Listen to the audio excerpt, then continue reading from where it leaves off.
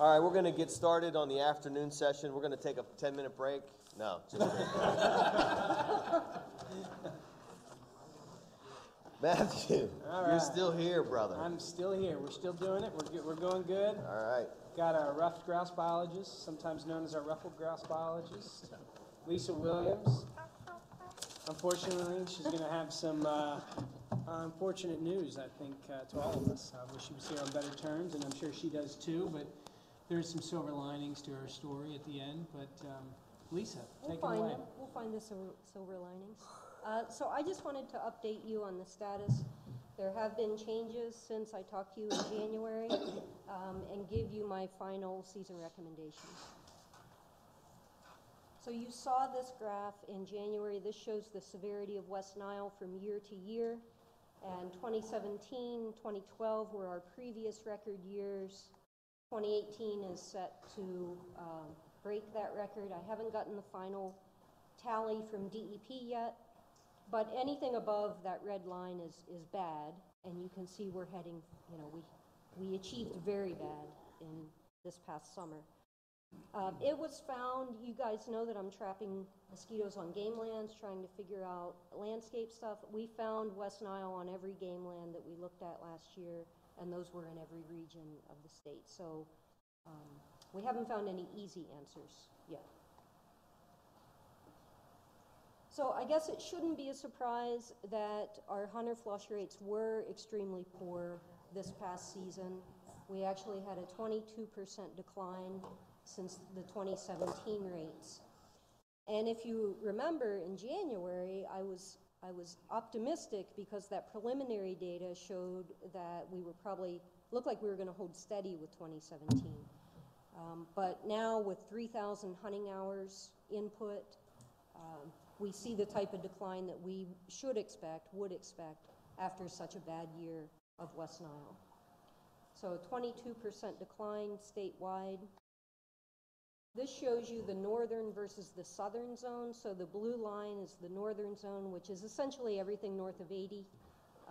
And the rusty line there is the southern part of the state. In the northern zone, we had an 18% decline relative to 2017. And in the southern zone, that was a 28% decline. I show you this in part to illustrate the fact that we have seen dramatic declines and dramatic recoveries in these zones before. If you look back through this period, 2012 to 2015, you see that when the birds get a break from the weather, they are still a highly productive species, and they can come roaring back from the disease. So there's our silver lining. If we look for one, we have had these even more dramatic declines in the past, and they have been followed by very robust recoveries. So what we saw in 2017 is not without precedent relative to Pennsylvania. It's also not without precedent relative to our neighboring states. So this shows you Virginia, Kentucky, Maryland, West Virginia, North Carolina. I show you this just so you can see everybody has been in rough sledding since 2015. There have been steep and region-wide declines going on over the past 3 years. And in fact, I've overlaid now Pennsylvania on top of that. You can see that we tend to fare better than our neighboring states during this post-West Nile period.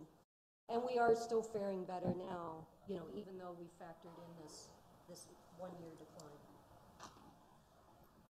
So we've been fortunate. Our numbers are still good relative to the east. So what is the proper course of action for 2019? I'll repeat what I said in January. I think we need to stick with the data, stay the course, and allow this framework time to work. So I'm making no season changes, no recommendations to the 2019 season, except that we continue with the framework which calls for a closed late season. I have heard from hunters who want a more dramatic change in the season, and I'm sure you guys have too. The point is here with this framework, though, we committed to the hunters that we would stay with this framework until we could see if it was working or not. It is consistent from year to year. It's tied to the data. It's clear. And from a population perspective, we're already protecting those late winter birds from harvest by closing that late season. So if any season is going to cause problems for the breeding population, we've already got that season closed. The other thing is we also know this 22%, this 1-year decline, was not driven by harvest. It was clearly driven by West Nile virus. So changing the harvest regime for this fall is, in my mind, is not warranted based on the data that we have. And it throws a wrench into this idea of trying to see if a framework is successful. So I'm recommending no change to the season. This is the same recommendation that you saw in January, pending the decision with the Saturday deer opener. I do want to tell you a couple things, though, that we're talking about behind the scenes. We're not just going to stand pat and wait to see what happens next year. We have been talking with Bureau of Habitat Management to really start to hone in on where we know grouse occur in Pennsylvania. The last 6 years of wing collection and disease sample collection that we've done has allowed us to now pinpoint by township where we have good, huntable, robust grouse populations. We know that these populations do better where they have high quality and well-connected habitat. And we know that restoring areas near where we already have grouse is our most successful way to support those populations. We need to support these strongest populations during this time of change. So we're working with Habitat Management to figure out how to best develop and identify these priority restoration areas and get that into our context when we're planning projects, but also partners, DCNR and NGO partners, so they can have this information as well. This map shows you where the huntable populations are, where guys have been harvesting grouse for the past 6 years. We also have other sources of data. So this map shows you more casual observations, like the breeding bird count, breeding bird survey, the Christmas bird count, or eBird reports. So there are priorities in every region, and that's just what I want to show you here.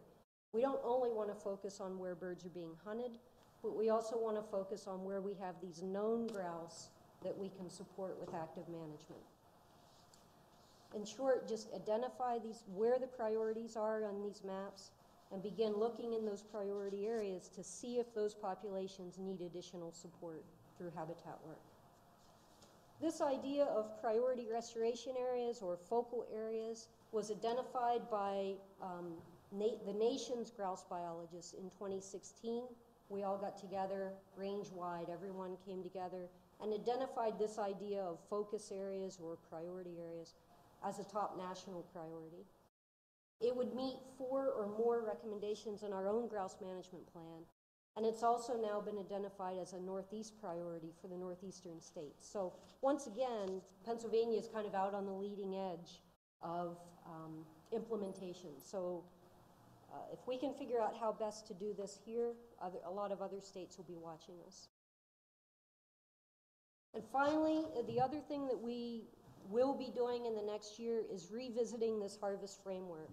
You'll remember that this whole decision tree ends in a late season decision. The question now is, if this continues to get worse, do we need to consider other options besides just the length of the late season? So in the next year, we'll be looking at other frameworks used for other game birds and looking again at the grouse numbers as they come in, certainly this summer with the brood surveys, and decide if we need another tier in this framework, if we need a bottom tier that would trigger a more aggressive change to the season. So we'll be doing a lot of stuff behind the scenes in the next year to really try to support these birds and make sure that your regulations that you pass and that we recommend are appropriate to this changing time period. And with that, I'll take any questions. We're going to be going into the 3rd season, right? Where we don't have the late season.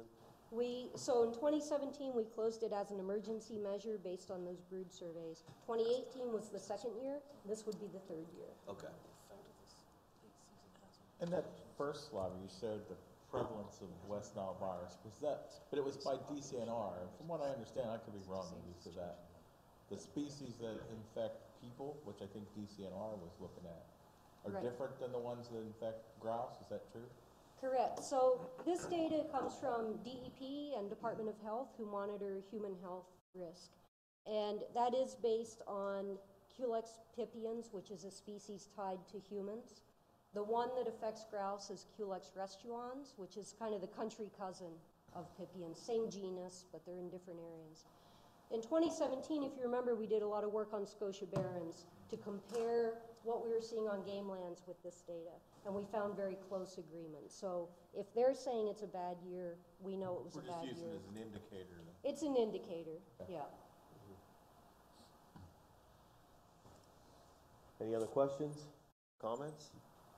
I'll just make one comment and draw attention to how we're able to make these management decisions based on where the public has given us data. And that's really remarkable. I really commend the public on that. I mean, we're really using that data to drive our decisions. So just want to kind of draw attention.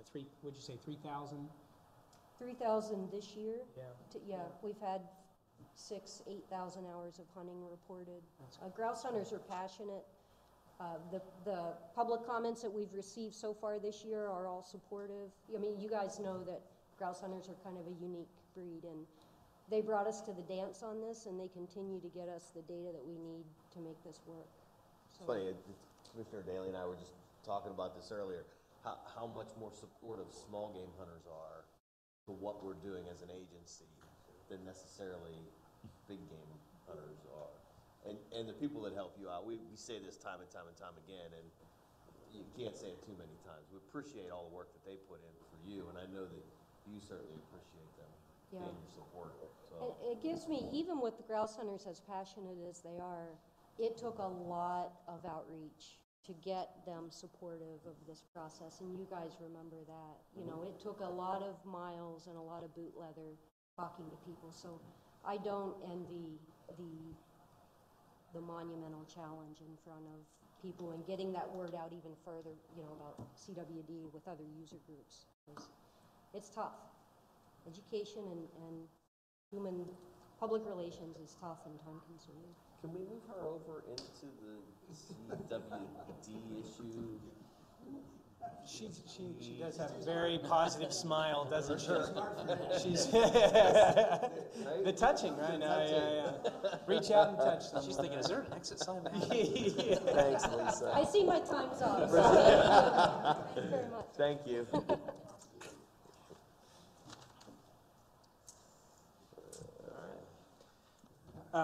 So if you guys are good with that, there was 3 briefing papers that came out. And so I'll ask Chris and Dave to come down, and we can start with, so the first briefing paper was Better Deer Management Control Tools for Foresters, or Forests. And then second was to streamline or automate the DMAP process for farmers. I'll ask Chris and Ian to stick around for that as well. And then the last one, Deanna can come down, and Chris and Deanna worked on a briefing paper for evaluating deer harvest questions in the past. Take it away. Any questions?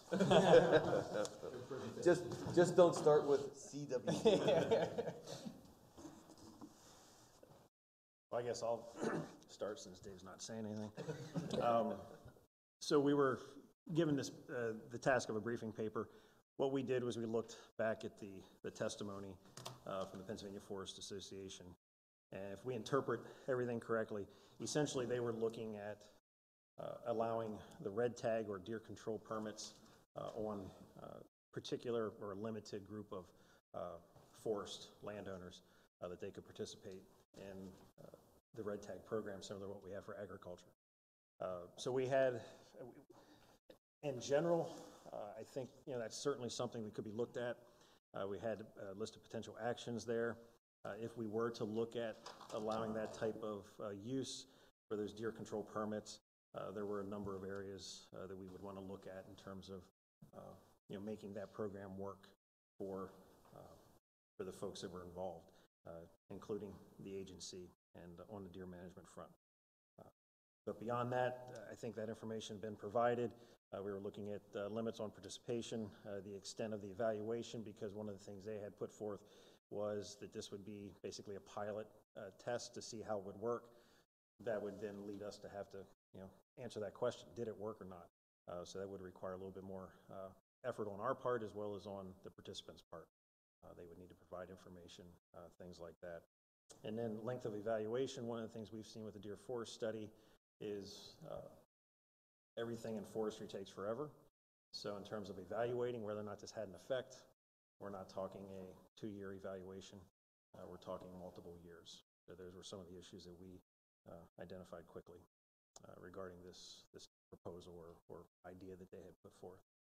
So, What do you think, like 5-year minimum?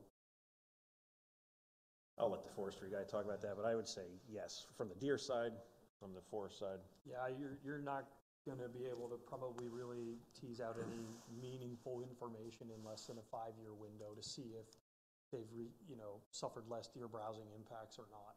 We use a 5-year group plot data set for the overall forest health metric in the deer plan as it is I now. pay attention to what you say. I knew the 5-year thing was there. So I would say anything less than that there's too much potential variation in, were they able to harvest enough deer? How's the landscape around those properties changing? There's a lot of those different variables in there that make it hard to discern. Well, they harvested a bunch more deer this year. You might not see that impact on the regeneration for a couple years after that.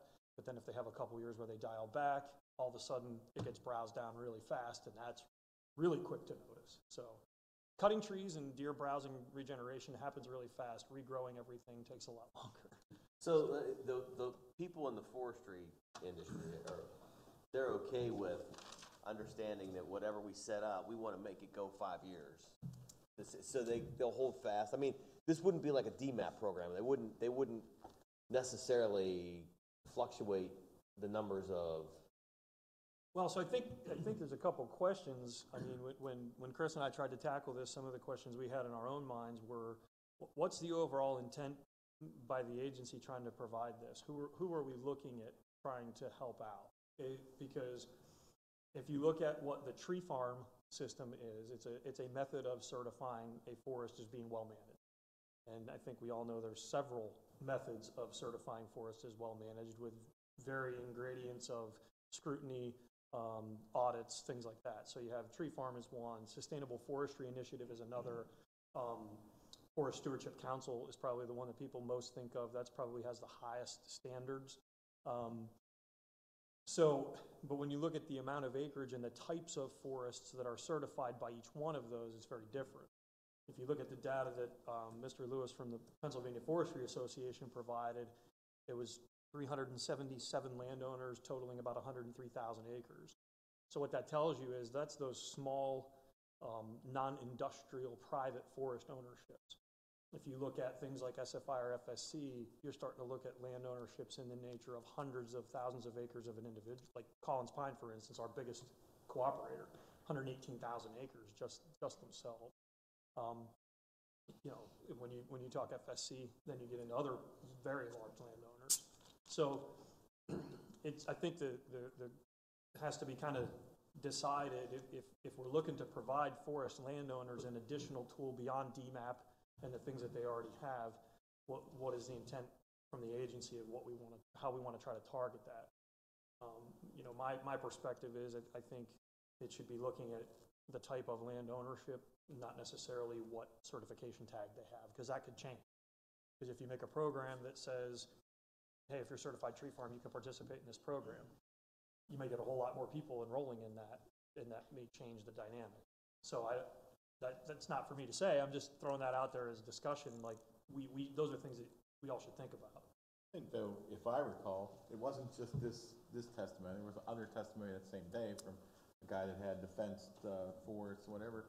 I mean, we were kind of looking at it, and correct me if I'm wrong, that if you're a farmer and you're doing agriculture, and your crop happens to be corn or marijuana or whatever the hell you're growing, right? And then if you're a forest and you're trying to grow a forest and you're in silviculture, it's another form of agriculture.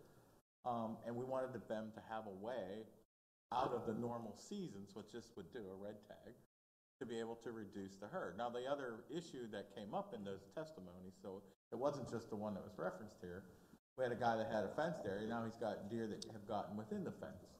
you know, and it might not be at the right time of the year to go get them with a DMAP. So we were trying to give them a tool, just as we give a farmer a tool. That's all that we were at. We weren't trying to say it had to be X, Y, Z certification, or give the guy a tool. I mean, we're trying to control deer. He wants to control it on his lands. He wants to be able to grow the trees for us, you know.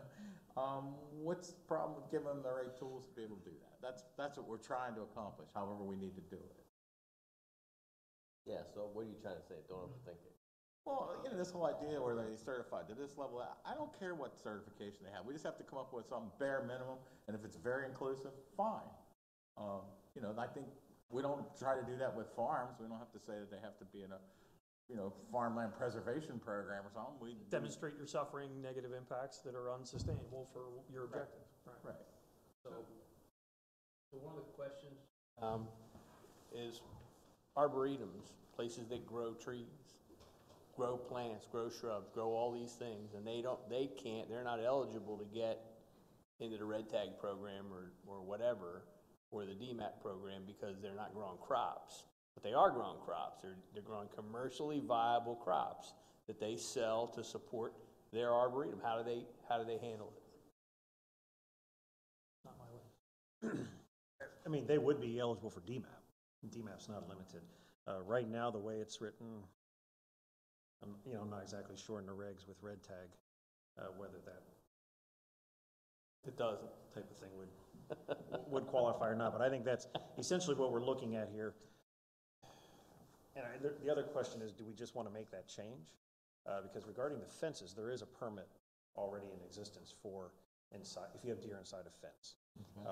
There's obviously certain requirements that you have to meet, that you can get a permit to try and remove deer outside that, or out of that fence. Outside of the season. Right, structure. outside of the season. So that type of permit does exist, but what we're looking at here would be, like you were saying, just applying red tag, broadening the definition of agriculture. Right. Yeah. That's what all we want to do. That could be, you could make that change. I think that's right, that's what we're looking to That's do. it. Now, is that in 34 or is it in 58? 58. Okay.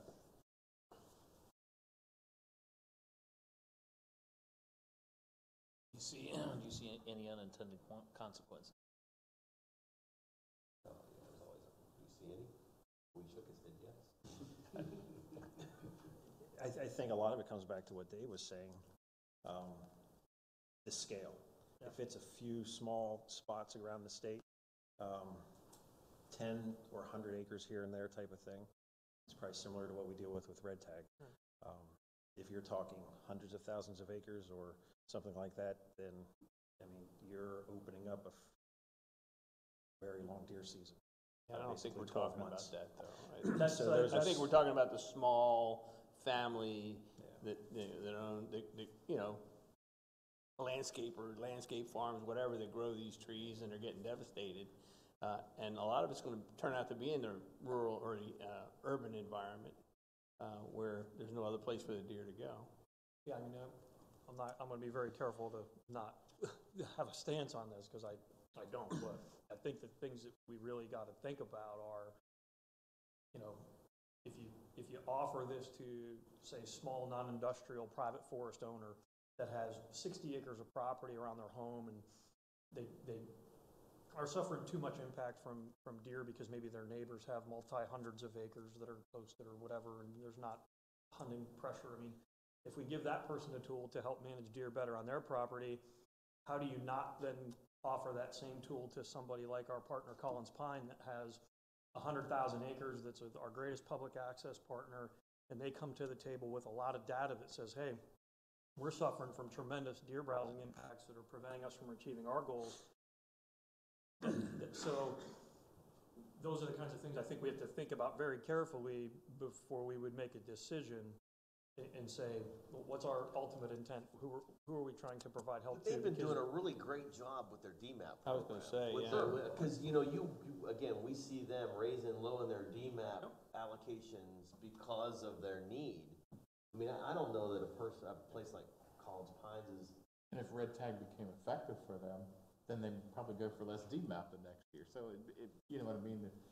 That's why I say I don't think this needed to be overly restrictive. It just needed to be that if you're trying to commercially grow crops and the crop happens to be a forest product versus, you know, an agricultural product, why wouldn't you allow those same kinds of additional tools and I think toolboxes? the industrial forest landowners of the state that have come here and provided testimony years over years would probably say, yeah, any additional tools you can give us would be great. I wonder what the feedback from the sportsmen would be if we're allowing that to occur, and how that comes to bear. When you're looking at hundreds of thousands, potentially millions of acres that could potentially participate in a program like this if you didn't put certain restrictions on it. I'm not advocating one way or the other, but if you didn't put certain restrictions on it as far as property size or property use or whatever, you could potentially have a lot of acreage wrapped up in that. So I would be how would that concerned play at with the that point. sportsman? Yeah, you're gonna lose control at that point, because then we're back to them being to circumvent the DMAP program and then go forward with something else that's easier on them. I would, I would continue down the path I was going with the DMAP program, because they're utilizing it, they're bringing information back to us to prove why they need it, you know, how many tags they need, and it's working out okay for them. I'm talking more on the smaller end of things where, you know, they don't have that.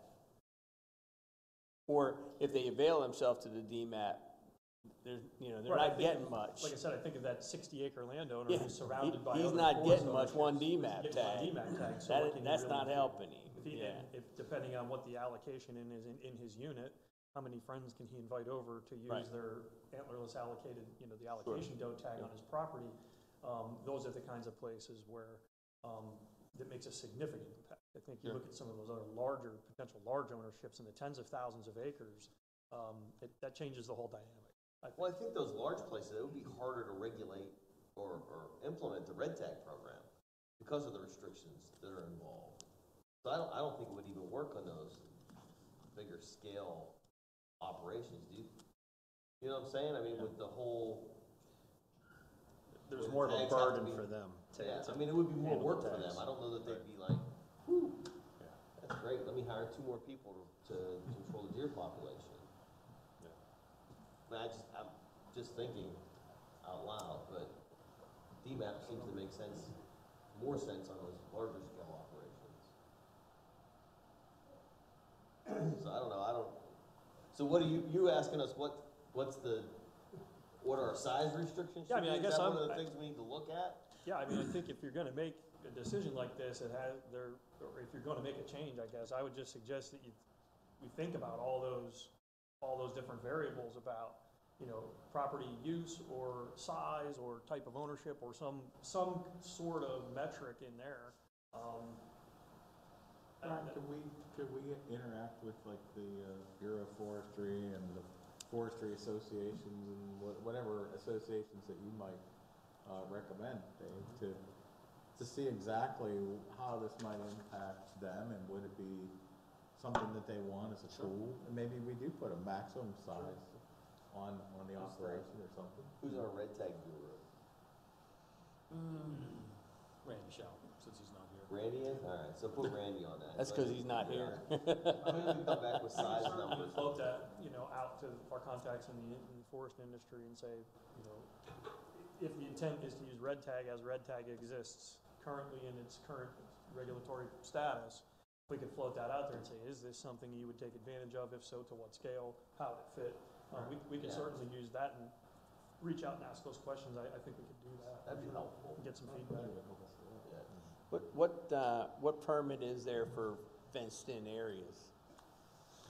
It's a subsection of the deer control permit reg that allows folks that if you have a fenced area, and you have deer inside of it, you can get a permit. But then do you have to avail yourself of someone that's already gone through the process of getting a deer control license? No, you can use, I'm trying to remember, the one requirement it does have, is I think is you need to be part of the public access program for 2 years prior to it. Well, that sort of blows that out of the water. And even red tag. There's that requirement except in 5. So we're talking about a fenced-in area where they're growing product, they don't want deer inside the fence because they're growing $1 million product, and now we got a deer in the fence.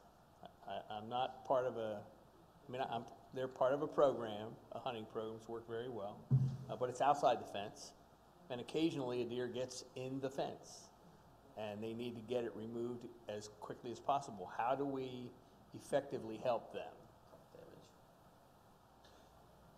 I mean, you could change the permit that we already have. If the 2-year or the requirement for public access is an issue, that's a reg part of Title 58. Well, these tie together. There is another paper here for simplified red tag, right? I think it was. Yes. Yeah. So maybe we kind of look at the two together here. Yeah, simplified red tag is only good for a period of time, when this could occur anywhere from after the hunting season all the way through till the beginning of hunting season in September, where they do not, like in the special regs area anyway. It's pretty long. Is it? February 1 to September 28th. Is it? Okay, I didn't get a chance to look. Hang on. I gotta step out and go open some timber sale bids. So, Later. Quitter. He's got your back there. Let me yank this chain and run. He at least gave me a heads up. All right, we good? We good with this? So we can do a little research. Yeah. Yeah, it ties into this next presentation. They tie together. Right. Are you just keeping on going on? Okay, sure. He's in the hot seat now. So the next one had to do with DMAP, also incorporated some of the red tag. And I think in general, rather than going down through all of it, again, we based it on some of the information we had received, or it was given at the September 2018 commission meeting, as well as some feedback from the Farm Bureau in terms of trying to find out what that testimony was and what was given. I think in general, what we're seeing is we've had DMAP for going into 16, 17 years. There's been some tweaks to it over the years, but generally that program has been pretty stable in terms of the way it works. And we've heard these concerns and questions over the years. Can we do this? Can we do different things? Can we make it easier? And I think we're at a point now where we have that request to make things easier on the user side, and there's also a request internally. Can we streamline it? Can we reduce the workload for our own staff? So we have an agreement in terms of trying to simplify it and streamline these programs. I know from the red tag, even some of the reporting is cumbersome the way it goes. There may be ways we could improve that as well for internal use. So what we were looking at there was, given these various things that sort of tie together but don't, red tag is a completely different, it's through our permit system. DMAP involves PALs as well as an internal agency system. We have the computer side of things, we have the legal side of things in terms of different regs, and then we have just the workload issues internally. That basically what we're recommending, or a list of potential actions, would be to engage those folks across the agency over the course, given the time frames with the new PALs and things like that would affect DMAP, to basically begin working with the stakeholders on the outside as well as internally to work up basically a review and evaluation of where we are and things that we could do on these programs going forward. And then that date of 2021, that's simply because of everything that's going on with the new PAL system. To get that system online and then work these other ones in the following year in terms of workloads. But I think there's interest internally as well as on the outside to streamline these, so there's no reason that we can't work with our external stakeholders that are using them as well as all the different folks internally and come up with improvements on them. So nothing specific here today, but I think going down the road, that's certainly something that we would recommend looking into. Mr. Mitchell, though, I'm going to make sure that this is what you wanted, because I thought the way this is written here, it's talking about DMAP for farmers, but I think you might have meant red tag, because we had the Amishman come in here, he talked about how hard it was to go through the red tag. A lot of different people have told us about red tag. It's so hard, they don't do it, they don't participate, they don't want to participate, it's too much effort on their part. Is this, were you looking at DMAP or were you looking at red tag or both or? Both, anything to make it easier. I mean, these farmers, we had, in Somerset, they came in and said that, 60, 70% of the crop is being eaten. And that there's nothing they could do about it. They were surrounded by woods, and, at last meeting here, a couple of fellows came in, same thing, this enormous, amounts of crops being damaged. They said that, in order to use DMAP, they, for every deer that was killed, they had to do all this paperwork, and even for the red tags, it was just totally cumbersome. When we shot a deer, we had to call the warden to come out to check it or whatever. So Randy told me this, what these people are doing, or these farmers that are handling all these deer farms, they're going out at night, and they basically shoot the deer in the stomach, the deer runs off their property and dies on the neighbor's property. That's not, obviously, then these farmers are being, categorized as outlaws because they're trying to do something. Well, it's something we should be able to do where they don't have to call the warden to come out and. Well, they only have to call the warden if they're shooting for crop damage. That's a. Well, that's what this is, crop damage. Yep, that's a completely different program. That's a farmer has that privilege at any time he can shoot a deer for crop damage. These are programs, the DMAP and the red tag are programs that will get hunters involved on their property. But at any time, and you can correct me if I'm wrong, a farmer can shoot for crop damage. In those instances, there is a process that they have to go through. They do have to call, and the deer has to be turned over to the game commission. I think part of that issue that Tim was too is the farmer's busy. He doesn't want to be out there shooting. And I get that. He I wants was to be just able to explaining. ask somebody else, like maybe say, hey, Tim, Right. how about you come over and shoot my deer for me, even though it's crop damage, because he doesn't want to go out and have to do it. But we have permits for that too. Well, I think you can get up to 2, if I heard it. Is that correct? Up to other people? 2 shooters. That's what Randy said, yeah, you can have 2 other people come out. All we want to do is make it easy for these guys to be able to do the work. Right. Right. Well, and again, Tom Fazy is gonna set up a meeting with some of those guys that were in the Somerset meeting that came down. Well, they were here, there were other guys right here. Yeah, I know. And Same exact. We're gonna get together with there's some hunters throughout his region, in Cambria County, Somerset County, and they're gonna have a meeting at the regional office, and we're gonna kind of get ideas from them as well. So, I mean, if the other RDs feel it's necessary to get together with some of the people from their farms, they're able to do that too. But, I mean, I think we're looking at it in a couple different locations, and we just need to come together and find something that works for these guys. None of us here doubts that there are issues on farms. And some of those issues we're not gonna be able to fix just because of the way the farms are laid out and the private properties that are adjacent to them. But, whatever we can do to help them out, I think we should do. I mean, whether it be baiting at night and letting them shoot at night or whatever, to take care of the problem. Can they shoot at night now? They can. They can't shoot at night. It's on call. Yeah, they can shoot. And they do. At night, they can shoot anytime they Usually want. what farmers do, that's what they do. And that's the time when they shoot most. Right. Farmer. But a red tag holder can't. Red tag can't. Red tag, you gotta hunt with it, Legal. yeah, within the rule. But it's worth looking at. Yeah, no, I think so. Yeah, to Chris's point, Chris and I have had this conversation a number of times, that there's a lot of like little conversations that are part of this big old conversation of DMAP. And Chris is waiting to move and basically do like an overhaul, like we had talked about, the entire program, which needs to happen. But a lot of what happens at the end of the day, dead deer's work. And no matter how easy you make it or how, that dead deer sitting on the ground, if you got 50 of them, man, that ain't no more fun. And so there is definitely a need for this DMAP restructuring and so on, and abbreviated applications, all that stuff, and we're talking about that now.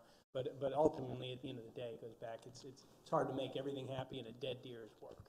And so that I don't think we're ever going to get around that. Huh? That's a country.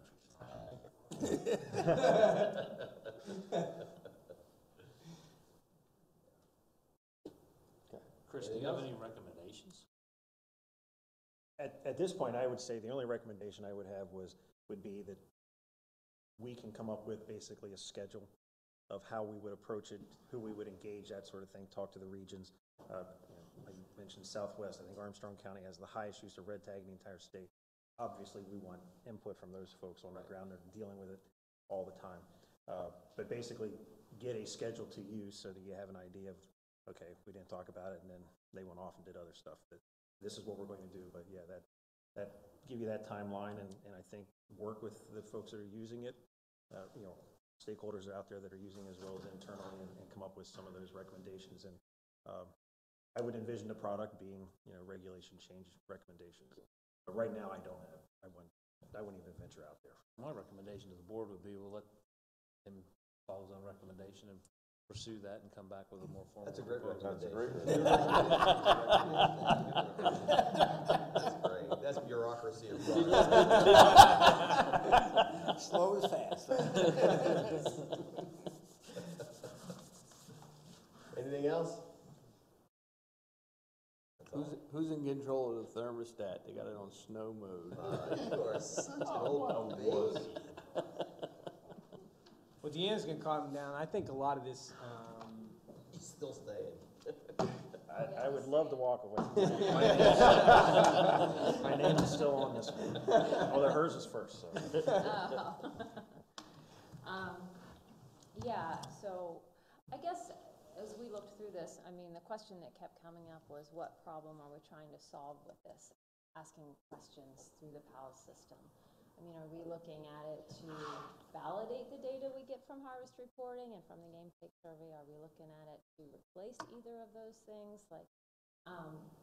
Because based on what we're trying to do is how, the questions that we try to answer become slightly different based on what your intention was with I brought this up, and I thought since we were going to a new PAL system, that at this point it would be, I think, a somewhat easy thing to just incorporate into the purchase of a license. Did you get a deer the year before, or did you get multiple deer, a buck and two doe, whatever. And the reason is not to replace the system we have. Chris gave the new commissioners a very thorough explanation as to how they calculate the deer kill here, and I'm 100% on board with that. But I can tell you, if we put out a survey to hunters, there's always an uproar every time the numbers come out. How could 500,000 hunters be killing this many deer when we had 1 million hunters not even killing that many deer? So I think it would be a good way to validate what we're doing, even if we only did it for a year or two, or, if we do it for a year or two and things are working out, you might want to scale back other things. But to me, it's just to create some transparency that we're not making up these numbers, and I think it'd be an easy thing to do. I think at this point in time, I don't know that it would be the big expense that we had talked about previously when I brought this up. But I'm not sure. But I don't think having additional data would damage what we're currently doing, the way we're currently doing it. And if it would verify what we are doing, I think that we can tell the our hunting public, yeah, these numbers are really true and accurate.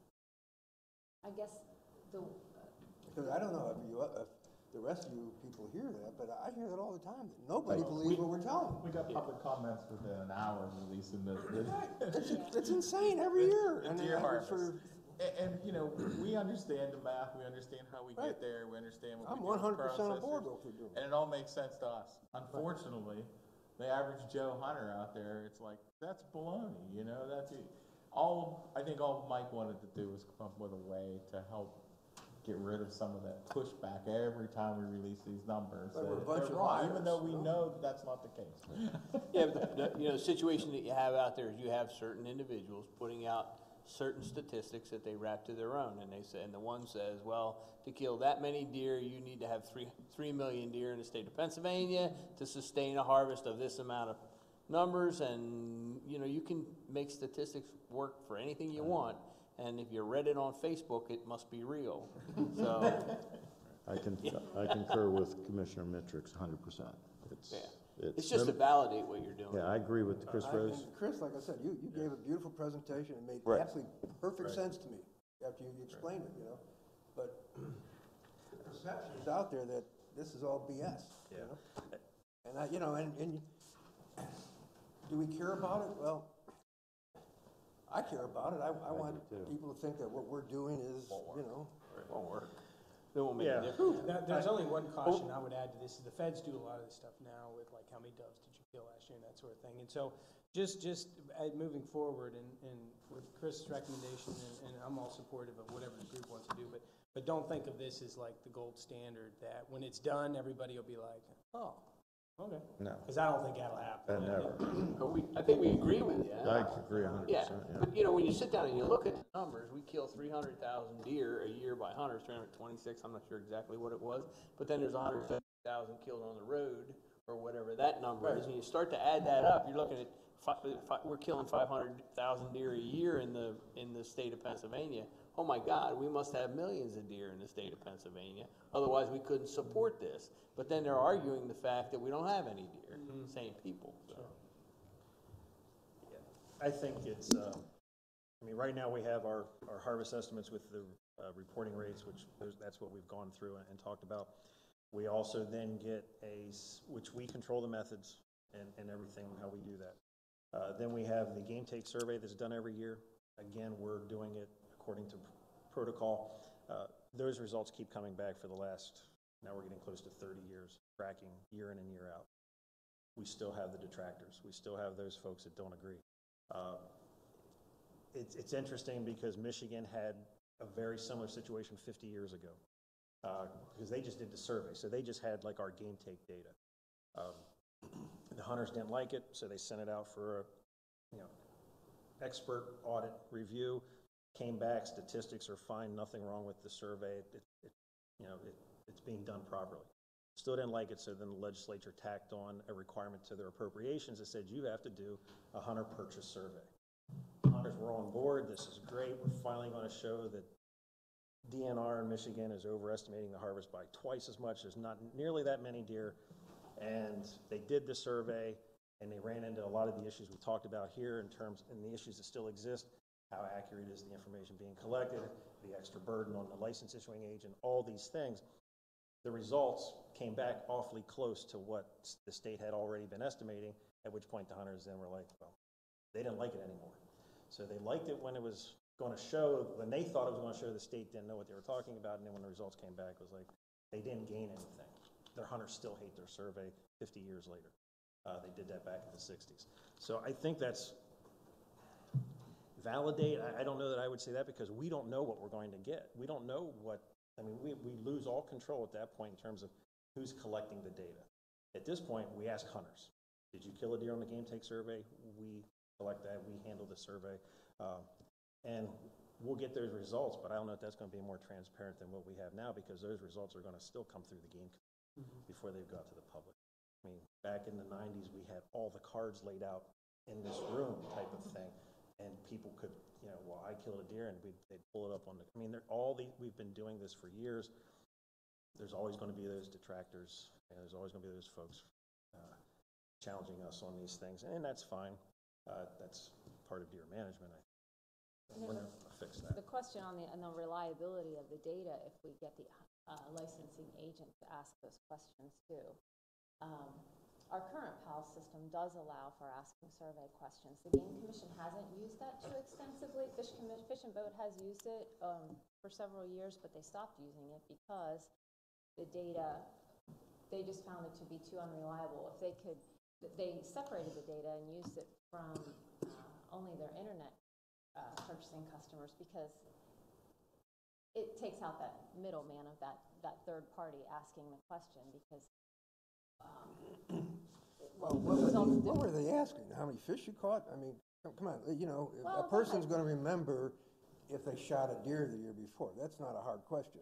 And whether they shot one deer or two deer, You know, I mean. But in addition, the U.S. Fish and Wildlife has been trying for the last several years to think of other ways to collect their HIP survey information from the waterfowl hunters, because they know that that information collected through the licensing agents is unreliable.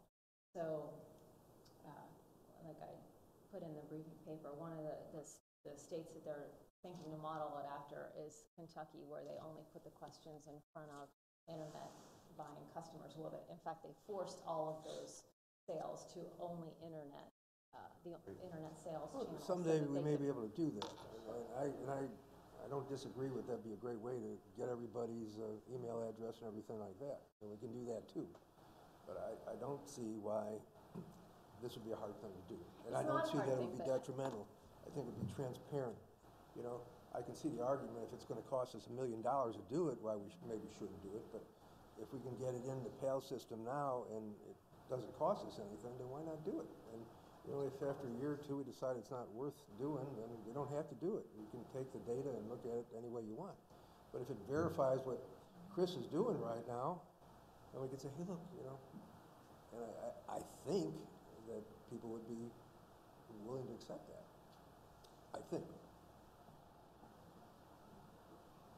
Chris doesn't think so. You're much more optimistic. Yeah, you are very optimistic. And me, I'm not optimistic.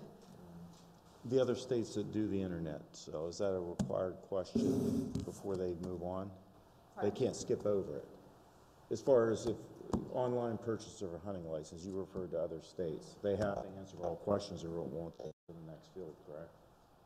It depends how it's set up. I mean, I can't really speak to how they set it up. I mean, even if it's a mandatory question, if somebody has to click through it to get to the end, who's to say they're going to read it and answer it, or just click no to get to the next section of the license purchase? And that's what you run into at the licensing agents as well. That's what the Fish and Boat Commission stated, one of the reasons that they discontinued the process of collecting data that way, because too many of the licensing agents complained that they didn't want to ask those questions. It slowed down the process when they had a line 10 deep and they were just trying to get to the sale. Then they have to stop and ask these questions. I mean, it's one of the reasons why we have so many poor addresses in PALS. I mean, you heard Florence sit here and say about the high rate of undeliverables they had with that survey. Well, that's because the licensing agent, they're supposed to validate a person's address at the point of sale, but they don't. They skip it because they don't want to take that extra time. So, you know. I mean, all of it, and you know my position at the end, all points to why we need to keep looking at the future and moving more and more to internet sales, real-time internet sales, so, but that's not what this subject is. In the new system, are we gonna have, is it gonna be similar to what we're doing, or are we gonna be computer-based, where you could actually, you know, turn the computer and the guy would fill out everything right there, and then you would just print out a license? No, not at the licensing agent, their terminal will just be a regular computer. There will not be a screen that the customer can see. No, but your question was, can you do it at home? No. If you go into anywhere and you buy a license, why don't we have a system set up that they can, you know, you're gonna come up to a console, a touch screen, you're gonna fill it out, boom, boom, boom, any other kiosks type setup, and in the end, it prints you out a license. It's a more costly way to do it that way. We just didn't write the RFP that way, that would be the equipment set up. Yeah, because they could do that at home. Well, they can't print the license out. They have to wait for the license to be mailed to them. But the answer to that is if you had a similar setup with a printer, and it would be linked to the, you know, whoever licensing agent is, then the customer would just sit in. He says, you got to fill this, you know, do this work, answer these questions, boom, boom, boom, boom, boom. Then he verifies it and then prints the license out, sells you your license, you go out the door.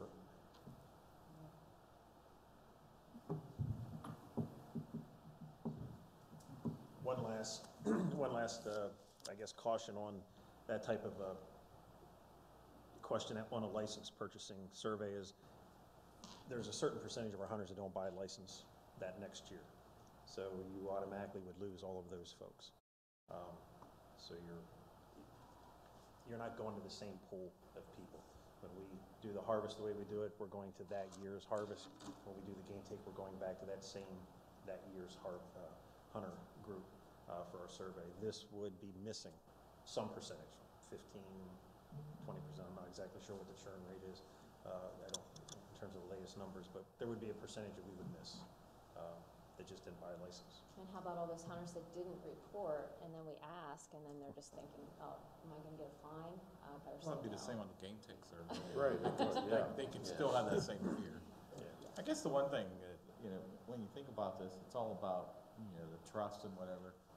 So from a transparency standpoint, Chris, when you release the numbers, thankfully you don't sit there and come up with a 10% increase when it's like 3,000, but when you release those numbers, would it help us to release the actual number of deer reported in a WMU and the percentage reporting rate within the WMU? So that, we know what happens. We know why you have to extrapolate it. We all understand that. We know it's good science to do that. Right. Would it make sense, though, at some point to say, there were 100,000 hunters that reported a deer taken.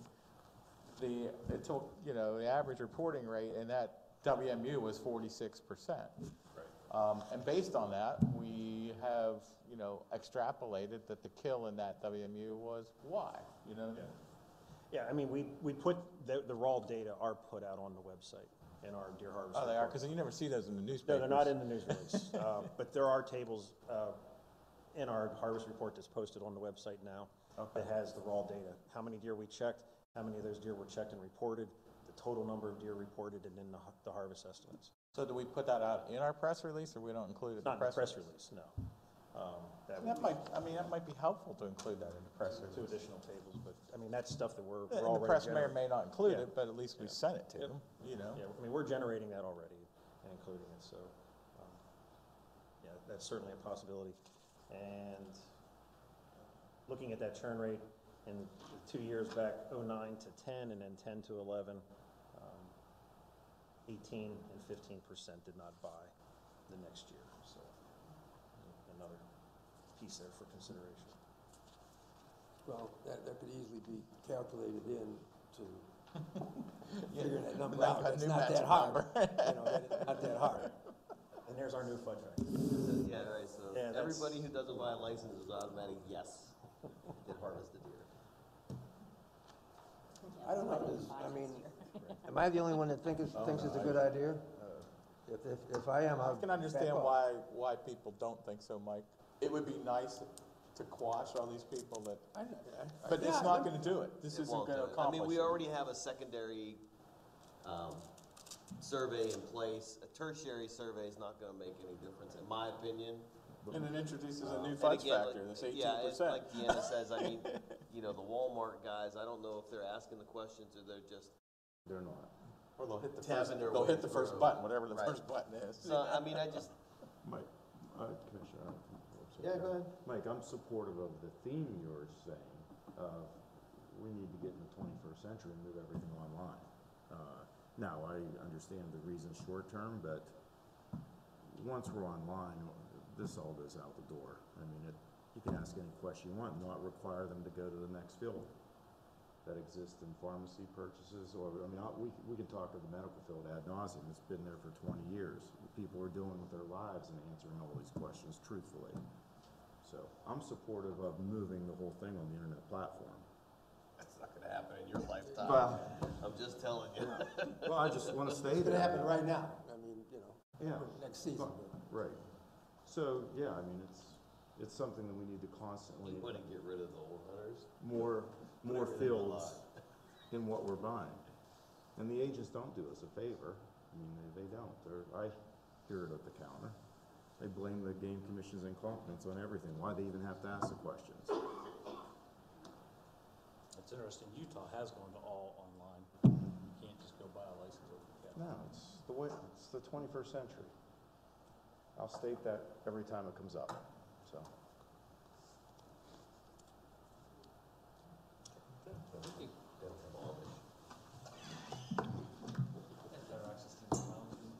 Joe Kimmel says hello, by the way. Oh, okay.